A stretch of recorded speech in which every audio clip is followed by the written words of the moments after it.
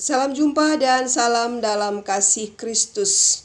Saudara-saudari yang terkasih, hari ini Sabtu tanggal 29 Agustus 2020. Bacaan diambil dari Injil Markus bab 6 ayat 17 sampai ayat 29.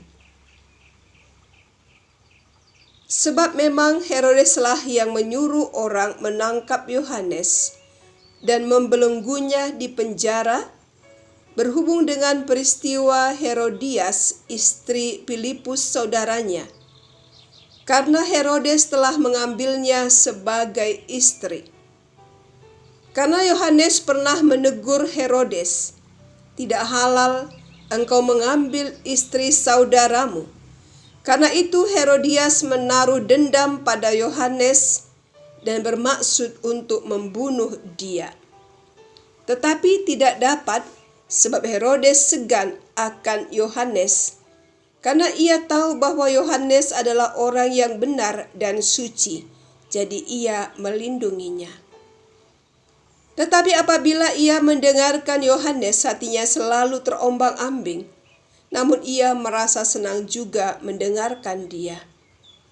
Akhirnya tiba juga kesempatan yang baik bagi Herodias. Ketika Herodes pada hari ulang tahunnya mengadakan perjamuan untuk pembesar-pembesarnya, perwira-perwiranya, dan orang-orang terkemuka di Galilea. Pada waktu itu anak perempuan Herodias tampil lalu menari, dan ia menyukakan hati Herodes dan tamu-tamunya.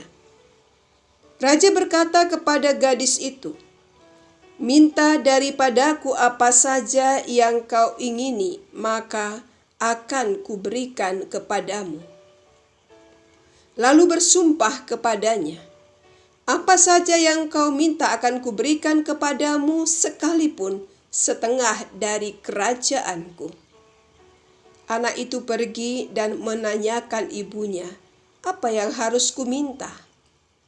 Jawabnya, "Kepala Yohanes Pembaptis." Maka cepat-cepat ia pergi kepada raja dan meminta, "Aku mau supaya sekarang juga engkau berikan kepadaku kepala Yohanes Pembaptis di sebuah talam." Lalu sangat sedihlah hati raja, tetapi karena sumpahnya dan karena tamu-tamunya, ia tidak mau menolaknya. Raja segera menyuruh seorang pengawal dengan perintah supaya mengambil kepala Yohanes. Orang itu pergi dan memenggal kepala Yohanes di penjara. Ia membawa kepala itu di sebuah talam dan memberikannya kepada gadis itu. Dan gadis itu memberikannya pula kepada ibunya. Ketika murid-murid Yohanes mendengar hal itu, mereka datang dan mengambil mayatnya, lalu membaringkannya dalam kubur. Demikianlah sabda Tuhan. Saudara-saudariku yang terkasih, suatu hari ditemukan seseorang meninggal di sebuah ladang. Setelah diselidiki, diketahui orang yang meninggal ini seorang guru di satu sekolah tingkat dasar yang diduga dibunuh. Alasan pembunuhan karena ia menegur temannya guru yang sering menjual soal ujian kepada muridnya, sehingga nilai murid-murid itu tinggi. Sudah diingatkan beberapa kali, tetapi tidak diindahkan, sehingga guru ini melaporkannya kepada kepala sekolah. Setelah diketahui oleh kepala sekolah, maka guru yang sering menjual soal ujian ini dipecat karena sudah mempermalukan sekolah. Tidak terima dipecat, maka ia akhirnya membunuh teman guru yang sudah melaporkannya itu. Saudara-saudari, kisah di atas hanya salah satu dari sekian banyak penderitaan yang dialami orang-orang yang berani menyatakan kebenaran di tengah kehancuran moral. Dalam bacaan Injil yang kita dengar, Yohanes Pembaptis pun mengalami penderitaan yang sangat tragis.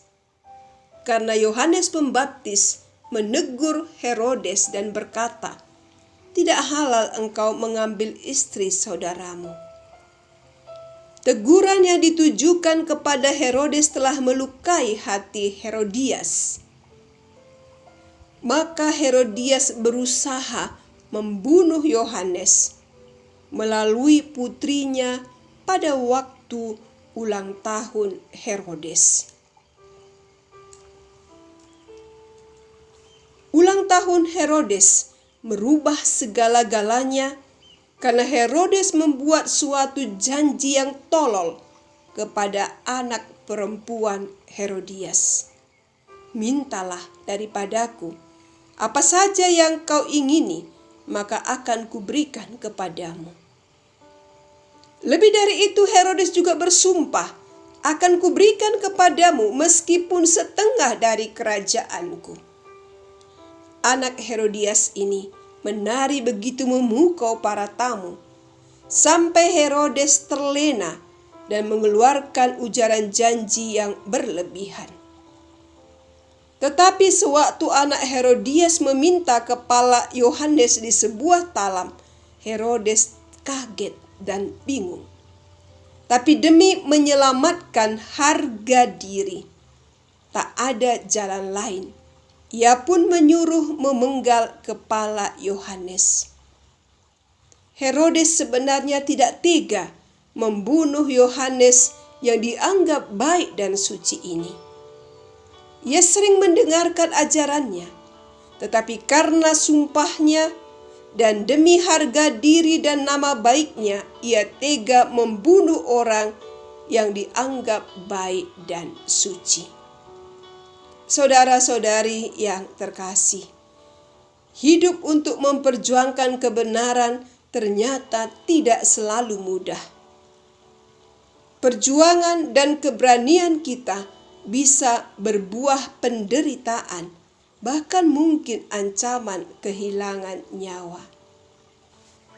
Menyadari harga yang harus dibayar ini, akankah kita tetap berdiri sebagai orang percaya yang ditetapkan Tuhan untuk menyatakan kebenaran di tengah-tengah masyarakat kita?